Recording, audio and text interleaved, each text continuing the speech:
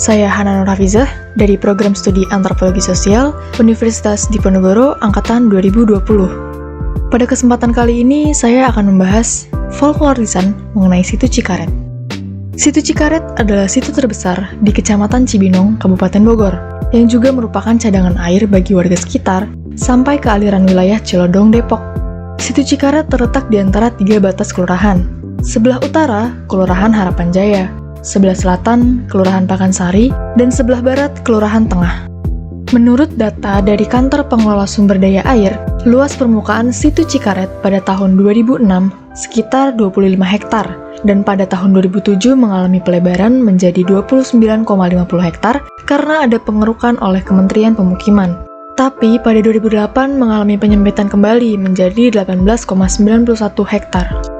Pada zaman dahulu, Situ Cikaret terbentuk disebabkan oleh tanah yang terkikis air hujan yang mengendap, lalu membentuk kubangan air dan membusukkan tanaman liar.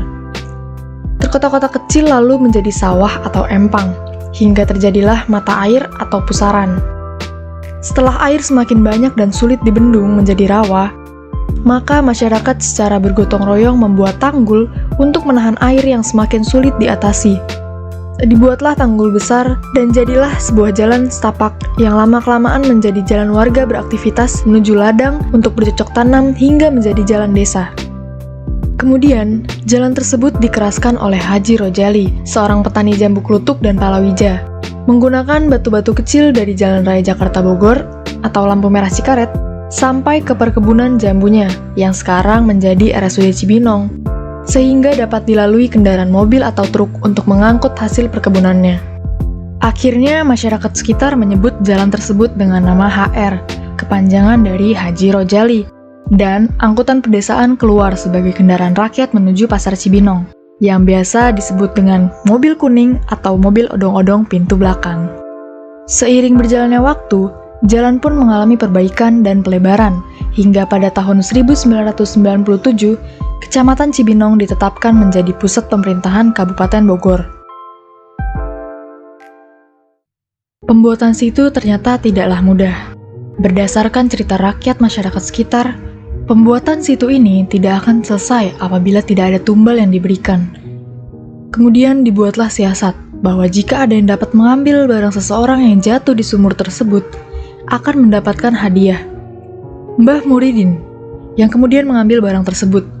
Namun naasnya, Mbah Muridin segera ditimbun dan dijadikan tumbal dalam pembuatan Situ Cikaret. Ada juga sedekah bumi yang dilaksanakan setiap tahun dengan menguburkan kepala kerbau yang pada awalnya dimulai dari tuan tanah Cilodong Depok, hingga membuat ancak atau sesaji sebagai rasa syukur kepada Sang Pencipta atas hasil bumi yang melimpah. Tetapi tidak ada upacara atau ritual khusus, hanya syukuran atau selamatan yang dipusatkan di balai desa dengan menikmati makanan bersama warga. Cerita orang-orang tua dulu menjadi cerita rakyat yang melegenda hingga sekarang. Nama-nama seperti Mbah Muridin, Mbah Tolok, Mbah Elong, Mbah Jenggot, dan Raden Antena Wijaya adalah orang-orang sakti mantan kerajaan Pajajaran.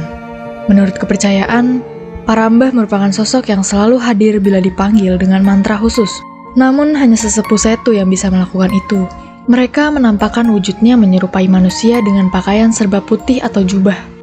Layaknya orang yang bertamu, ia datang ke rumah orang yang dianggap pintar atau sesepuh, dengan memberi kabar bahwa mereka terganggu keberadaannya bila ada event atau acara besar di sekitar wilayah Situ Cikaret. Biasanya sesepuh langsung membuat sesajen dengan segera di sepanjang pinggir situ dengan menaruhnya di pohonan sampai ke aliran sungai yang membelah perkampungan. Konon, di bawah pusaran air Situ Cikaret ada istana kerajaan makhluk alam gaib penunggu situ yang dapat dijelajahi oleh kuncen atau sesepuh melalui alam bawah sadar dengan penjagaan istana yang amat ketat dengan pakaian kerajaan lengkap. Mitos yang berkembang lainnya adalah bahwa di setiap pojok Situ Cikaret terdapat penunggu yang berbeda-beda. Penunggu tersebut adalah Mbah Gagu, Mbah Maun di pojok pabrik, Ibu R.A. Kartini di pojok jembatan masuk PU, Raden Abdul Muthalib, pojok PTC, Raden Surya Kencana, Rojo Koret, Rojo Kodeng, dan Mbah Elong di pojok Nek Menah. Ada pula keganjilan lainnya di Situ Cikaret, seperti pusaran air atau lembu yang dapat berubah wujudnya dengan benda unik dan menarik perhatian yang melihatnya. Ada juga ikan yang dipancing terdapat keganjilan, seperti ikan mas berwarna kuning atau biru, maka pertanda akan minta tumbal. Ikan lele besar atau ikan gurame botak yang berkedip seperti manusia, maka harus dilepas kembali ke situ. Karena kalau tidak, orang tersebut akan celaka seperti kecelakaan, sakit, atau kesurupan bila mereka terganggu keberadaannya. Pada tahun 2014, masyarakat heboh dengan adanya berita mengenai tenggelamnya perahu dengan 11 penumpang di situ Cikaret. Tenggelamnya kapal tersebut dikarenakan kelebihan muatan, namun tidak sedikit masyarakat yang percaya bahwa para penunggu setu tengah meminta nyawa. Hal ini disebabkan oleh pernyataan dari salah seorang penumpang yang mengatakan bahwa perahu yang dinaikinya seperti ditarik ke dalam oleh seseorang, namun tidak ada yang tahu persisnya seperti apa.